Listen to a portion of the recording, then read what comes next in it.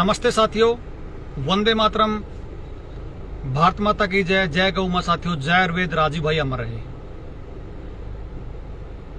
साथियों,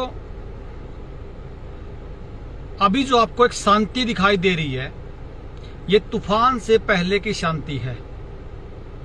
मैं आज सबसे हाथ जोड़कर निवेदन करता हूं, कोई भी पार्टी का हो, मैं सबसे हाथ जोड़कर निवेदन करता हूं, ना हमारा किसी पार्टी से वैर है, ना हमारी किसी पार्टी से द्वेष है। हमें किसी पार्टी के विरोधी के रूप में ना आके जो मुद्दे हैं, क्योंकि मुद्दा इतना बड़ा है।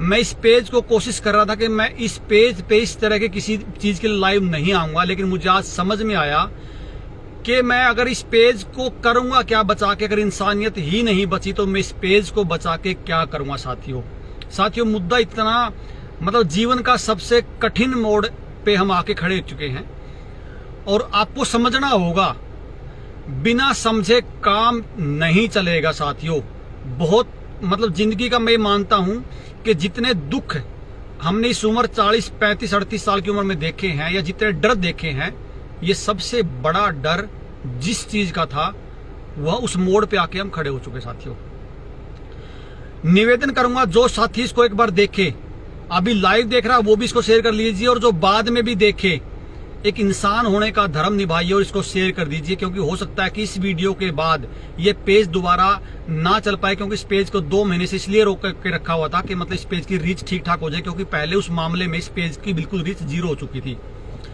मैं बात करूंगा, कल कुछ साथियों ने देवेंद्र भाई को भी सुना होगा उस मामले में पूरी खुल के जो चर्चा करेंगे, कुछ बिंदुओं पे जो बिंदु रह गए थे उस पे अभी चर्चा करने की जरूरत है। साथियों, जो साथी लाइव जुड़े, 20-15 मिनट का लाइव रहेगा, बाकी काम एक बार छोड़ के, क्योंकि हो सकता है बाकी पेजों की तरह भी इस पेज को बिल्कुल भी खत्म कर दें, बिल्कुल भी इस पेज को उड़ा भी सकते हैं, और हो सकता है हम दोबारा इस तरह कोई संपर्क ना बना पाए। तो साथियों, जिसके पास ये वीडियो पहुंचे, ये हमारी इस पे हमारी ये हो सकता है लास्ट ही वीडियो हो, हम इसके आगे इस बात का प्रचार ना कर पाए, क्योंकि आपको पता है कि कोई भी जो चैनल वाला है, न्यूज चैनल वाला, वो हमें कोऑपरेट नहीं कर रहा, वो भी अपनी जगह सही है। साथियों, मैं ज्यादा आपको लंबा नहीं खींचूंगा। देवेंद्र भाई, सभी को सभी साथियों को नमस्ते, वंदे मातरम, भारत माता की जय। साथियों, जैसे किस तरह कल पूरे मामले का आपको जो संज्ञान में आया था, एक बिल लोकसभा में आने वाला है मानसून सत्र में उसका ड्राफ्ट जो है उसका तैयार हो चुका है। उसका नाम क्या है बिल का? बिल का है हेल्थ लॉ ड्राफ्ट है, पब्लिक हेल्थ बिल के नाम से। साथियों, मैं फिर कह रहा हूं, अभी जो आप ये देख रहे हो, जो शांति देख रहे हो, तूफान से पहले की शांति है। इतना बड़ा आपके जीवन में तूफान आने वाला है, समझ नहीं आएगा। आज अभी समझ सकते हो, क्योंकि अगर वो बिल पास हो गया तो हम ये वीडियो बनाने के लायक भी नहीं रहेंगे। एग्जैक्टली, ये बात आप समझ लेना। तो साथियों, शुरू करते हैं। मुख्य बिंदु पे बस चर्चा करेंगे कि वो उसमें समस्या क्या है। नाम जो है वो हेल्थ बिल के नाम पे, लेकिन उसमें है क्या, मैं एक बात इसमें समझा देता हूं। साथियों, अभी जो ये पूरा प्रकरण चला, 2 साल जब पूरा प्रकरण चला, और जब लोग समझने लगे, और आप लोगों की वजह से जब उनका मिशन फेल होना शुरू हुआ, और आप लोगों ने जो उनका अश्वमेध जो घोड़ा था वो रोक दिया, खासकर हरियाणा के संबंधित जिलों में वो घोड़ा को जब रोका, अश्वमेध घोड़े को, तो उनको एक चीज समझ में आ गई कि ये जो लोग हैं ये इतनी आसानी से नहीं हार मारने वाले, इसलिए उन्होंने प्लान बी पे काम करना शुरू कर दिया है। और हमारी जो सबसे बड़ी एक जो समस्या, या हमारी सबसे बड़ी एक सोच जो ये थी कि जो तीसरी लहर है ये क्यों नहीं आ रही, इसका कारण आज हमें समझ में ये आया है कि ये तीसरी लहर अब की बार प्लान बी के तहत लेके आने वाले, पूरी तैयारी के साथ, क्योंकि अगर उसी तैयारी में ये ले आते तो आप दोबारा से उसको फेल कर सकते थे। अब की बार इनका कोई प्लान फेल ना हो, किसी कानून का सहारा लेके, इसलिए इन्होंने प्लान बी पे जो काम किया है। अब ये जो लहर आएगी, लिख लेना, ये लहर इस बिल के पास होने के बाद ही आएगी।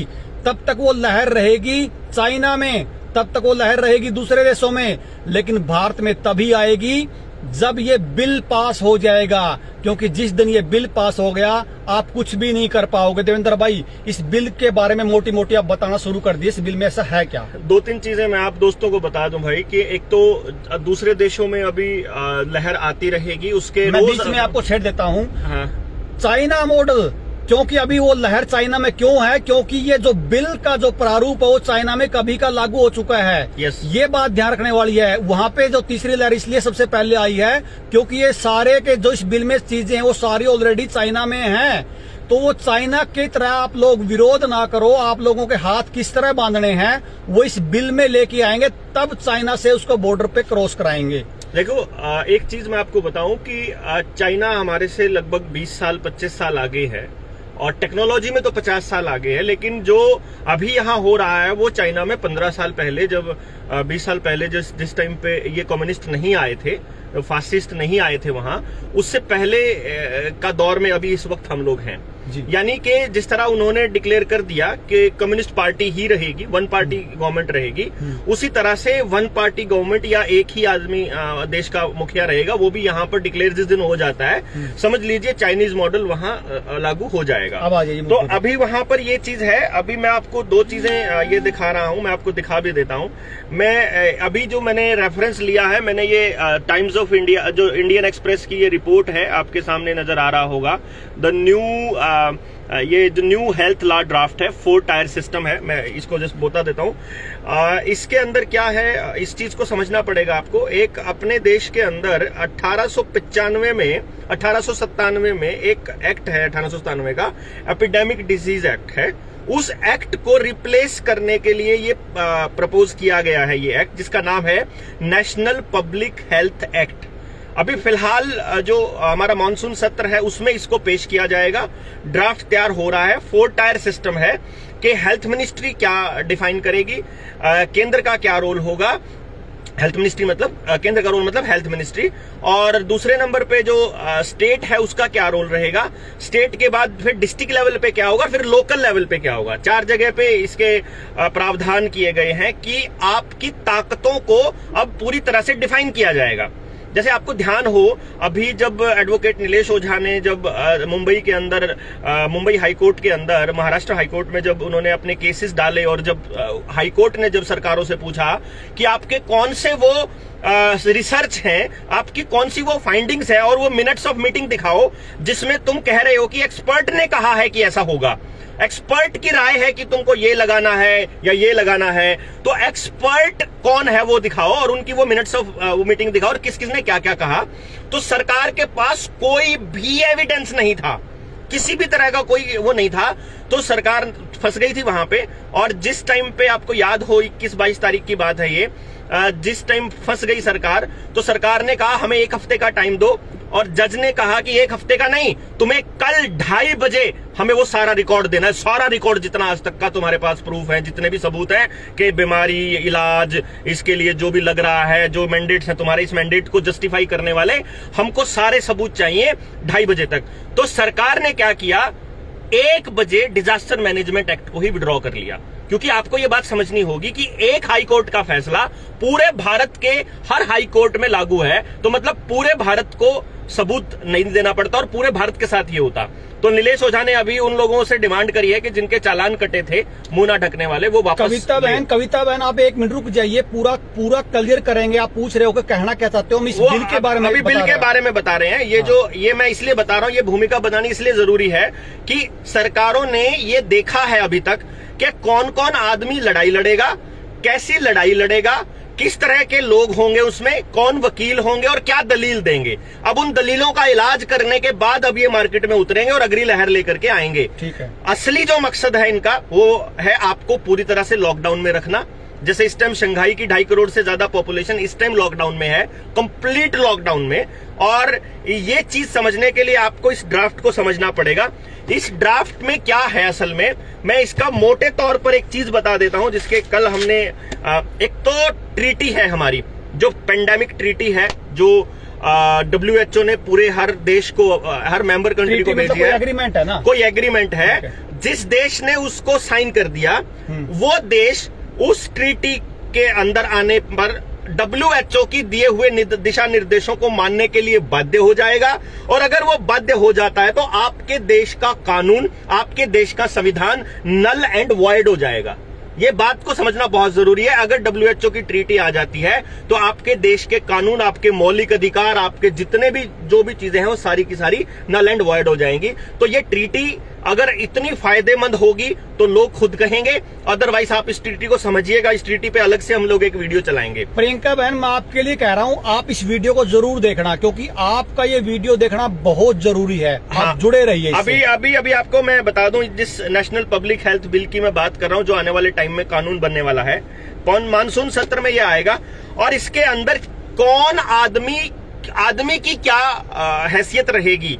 जैसे अभी आपने गौर किया होगा, पिछले 3 महीने में आपने मेरी जबान से और हमारे लोगों की, जो जनता सरकार मोर्चा के लोगों की जबान से एक बात सुनी होगी कि ये शरीर मेरा है, मेरी मर्जी है, मैं क्या खाना चाहता हूं, क्या पहनना चाहता हूं, क्या इसके अंदर डालना चाहता हूं, कौन सा कपड़ा पहनूंगा, कौन सा नहीं पहनूंगा, ये मेरी मर्जी है। ये आपने डायलॉग सुना होगा। दूसरा डायलॉग आपने सुना होगा, मेरे बच्चे और मेरे परिवार की रक्षा करना मेरा धर्म है, और मैं जो चाहूंगा वो इस डिसीजन लूंगा, और जो इलाज मैं चाहता हूं वो इलाज मैं लूंगा। ये माना सभी लोगों ने, और ये आवाज उठानी शुरू करी और बोलनी शुरू करी, और सरकार को इसके लिए मतलब बैकफुट पे जाना पड़ा, और सरकारों ने अपने डिसीजंस वापस लिए, स्कूल खुले और सब कुछ हुआ। लेकिन अब सरकार ने इससे सबक लेते हुए एक खेल खेला है। उसमें क्या खेला है, जो ये नेशनल हेल्थ बिल है, इसके अंदर हालांकि आप रिपोर्ट उठाएंगे, आप अभी तक गूगल इसको चेंज नहीं कर पाया है, चेंज करने की जरूरत भी नहीं है, क्योंकि सरकार ने बल्कि बकायदा सारे के सारे चैनल्स को इसके डिटेल दी है। तो इसमें क्या कहा है, बहुत ही खूबसूरत तरीके से मेंशन किया हुआ है। अंग्रेजी भी बोलूंगा मैं, ताकि जो लोग साथी हैं वो पढ़ पाएं, इस लैंग्वेज को समझ पाएं। A new draconian public health legislation to be introduced in the monsoon session of the parliament allows the government to forcibly धक्के से test, quarantine, vac-scene the people of India। यानी कि आने वाले वक्त में अगर ये बिल कानून बन जाता है तो ये कानून सरकार को अधिकार देता है कि उसके बाद अगर सरकार चाहे तो आपको आपकी मर्जी के बिना जबरदस्ती टेस्ट कर सकती है, जबरदस्ती क्वारंटाइन कर सकती है। शेयर कर दीजिए, क्योंकि ये हो सकता है इसके बाद ये पेज ही ना बचे। इसको शेयर जरूर करते रहो। शेयर भी कर लेना, वीडियो खत्म होते ही डाउनलोड करके अपने चैनल पे भी लगा लेना। हमें कोई शौक नहीं है कि हमारे चैनल पे ही चले ये वीडियो, लेकिन आप अपनी जगह पे लगा लीजिए। आप इसको अपने भाषा में बोलकर लोगों को बताइए, लेकिन बताना बहुत जरूरी है। Any person can be examined, किसी भी आदमी का टेस्ट किया जा सकता है, vaccinated and given any other treatment without his consent. मतलब किसी भी आदमी को उसकी मर्जी के बिना कोई भी इलाज दिया जा सकता है। यानी आपको बुखार हो गया, आप कहते हो कि मैं आयुर्वेद के हिसाब से व्रत रख के खाली पेट रह के मैं अपना ठीक करना चाहता हूं। यहाँ जो सुनने लायक जो बात है, मैं निवेदन करता हूं, मैं हाथ जोड़ रहा हूं। हम किसी पार्टी से, हमें आज लड़ाई पार्टी की नहीं, इंसानियत की है। और मैं खास जो अपने आप को ये कहते हैं कि हम राष्ट्रवादी हैं, वो कहाँ गया वो लोग जो राष्ट्रवादी अपने आप को मानते हैं। आप आयुर्वेद, अब आपका आयुर्वेद से इलाज कराने का हक छीना जा रहा है साथियों। आयुर्वेद क्यों? आपका होम्योपैथी से, आपका नेचुरोपैथी से, अब दुनिया की कोई ताकत आपको किस चीज से इलाज करवाना है, आपको कोई बचाने वाला नहीं। आपको एक ही पैथी से इलाज दिया जाएगा। आज पूछिए नुकुरमना, आप जो आपके सत्ता में जो बैठे हैं जो लोग, उनसे पूछिए कि किस अधिकार पे आप ये बात कह रहे हो। किसने आपसे पूछा साथियों? आप लोग पूछना शुरू करिए। हमारा किसी पार्टी से विरोध नहीं है, हमारा विरोध ये है कि हमें जीने का अधिकार तो दे दीजिए, हमें जीने का अधिकार तो छोड़ दो। आगे जो बात आएंगी, मैं एक बात आज पहले, अभी इससे पहले बता रहा हूं, जो हमारा इससे हमारा कोई पीछा छुड़वा दे, हम उस पार्टी के गीत गाएंगे, हम कभी टिकट नहीं मांगेंगे, उसकी सदस्यता लेंगे उस पार्टी की। लेकिन हमारी ये बात कोई पार्टी उठा दे, इस भारत में कोई पार्टी हमारी बात उठा दे, हम उसका प्रचार करेंगे। लेकिन इंसानियत के नाते इस इंसानियत को कोई बचाने वाला, कोई पार्टी वाला हो तो हमारी आवाज उठा दे, हम उसके गीत गाएंगे। अगली लाइन समझिए। This legislation allows the government to force people, यानी ये लोगों को जबरदस्ती करना, इसमें सरकार को ये मतलब ताकत देती है फॉर सोशल डिस्टेंसिंग, यानी सरकार जबरदस्ती सोशल डिस्टेंसिंग करवा सकती है इस कानून के हिसाब से। And to carry out the surprise inspection, यानी कि अचानक inspection of the place they live and work in, यानी जहां आप रहते हो और जहां आप काम करते हो वहां औचक निरीक्षण का अधिकार देती है ये सरकार के आदमी को। अब इसमें मैं जोड़ दूं बात है, जो लोग मेरे जैसे जो लोग थे वो ये सोच रहे थे कि भाई चलो सरकार अगर कहीं बाहर नहीं जाने देगी तो मैं अपने खेत में रह के काम चला लूंगा, अपने घर में रह के काम चला लूंगा, मैं दुनियादारी से नाता तोड़ दूंगा, लेकिन मुझे ये चीज नहीं लेनी है, मुझे इसमें नहीं जाना, मुझे अपने बच्चों को बचाना है। अब वो आपका अधिकार नहीं रहा। आप अपने घर में, अपने खेत में जहां भी होगे, आप पे निरीक्षण के नाम पे आपको चिन्हित कर करके आपको ठोका जाएगा। ये कहना चाहता है ये कानून, और ये मैं और देवेंद्र भाई नहीं कह रहे, ये कानून कोई भी गूगल से सर्च करके आप इसका ड्राफ्ट निकाल सकते हो। अगर एक बात भी हम गलत इसमें कहें तो हमारे जूते मारना सिर पे।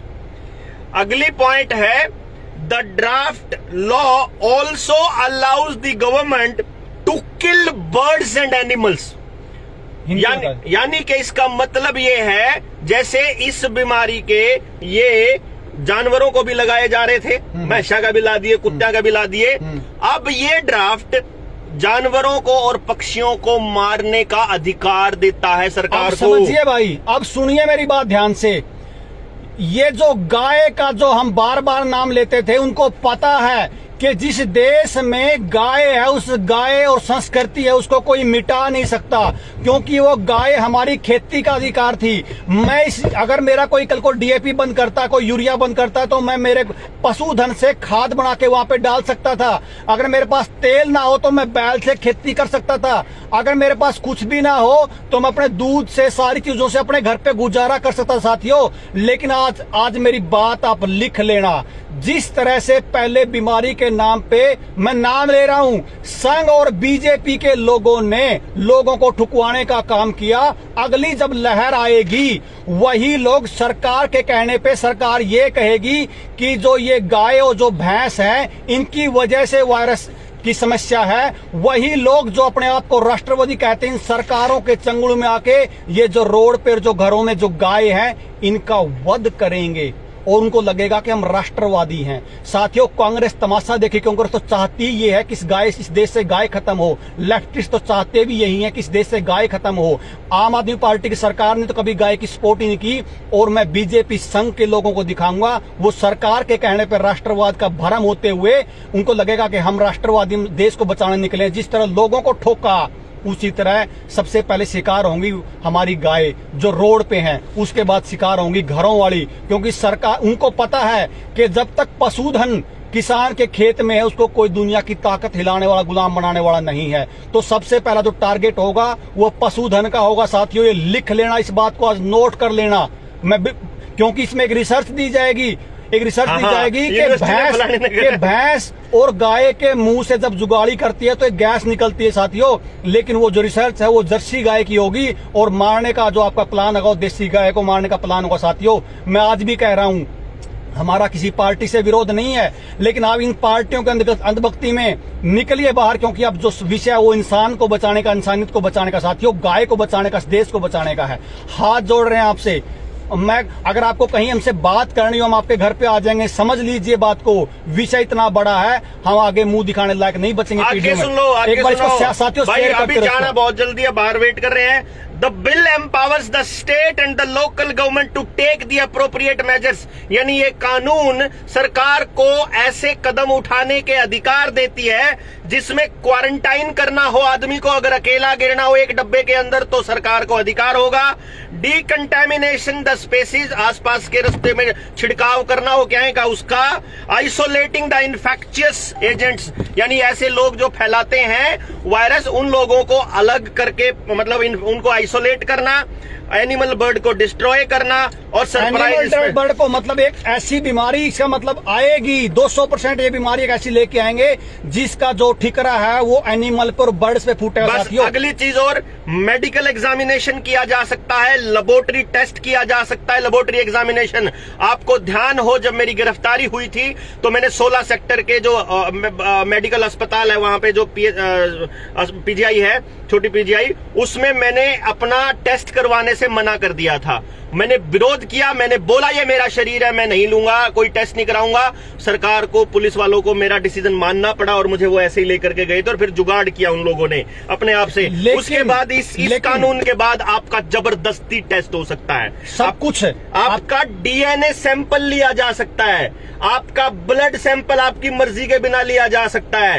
आप ये समझो कि आपकी निजता के कोई मतलब नहीं है, आपके ऊपर केवल आरोप लगाना है और आपके ऊपर कोई भी टेस्ट, कोई भी इलाज, कोई भी ये जो लगाते हैं ये केमिकल आपके शरीर में डाला जा सकता है। और साथियों, इसका शिकार सबसे पहले होंगे हमारे जैसे लोग, ये ध्यान रखना। हाँ। इसलिए मैं कह रहा हूं, हो सकता है हम कुछ दिन बाद आपको कहीं भी ना मिले, ढूंढने से भी ना मिले, और ना वीडियो में मिले, ना कहीं आपको ढूंढने से भी ना मिले। और सबसे बड़ी बात, ये सब कुछ बिना उस आदमी के मर्जी के किया जा सकता है। आपकी माँ, बहन, बेटा, बेटी, कोई नहीं बख्शा जाएगा, आप किसी को नहीं बचा पाओगे। जो 2002 में हुआ था, नरसंहार का दौर आने वाला है, वही वैसा ही जो जिसकी मैं बात कर रहा था। आपको संभलने का मौका भी नहीं दिया जाएगा। अभी 4+1 यानी 5, 4+1G जो टेस्टिंग चलेगी उन रेडिएशंस की, उसी टाइम पर ये कानून आएगा, उसी टाइम पर लोग सड़कों पे गिरने पड़ने लगेंगे, उसी टाइम पर अगली लहर का नाम लेकर के आपको जबरदस्ती उठाया जाएगा, उसी टाइम पर ये लोग तैयारी कर चुके हैं। आपको कितनी तैयारी करनी है ये देखना है। आप अपने जैसे कितने लोगों को इकट्ठा कर सकते हो, आप अपने जैसे लोगों को कितना कर सकते हो।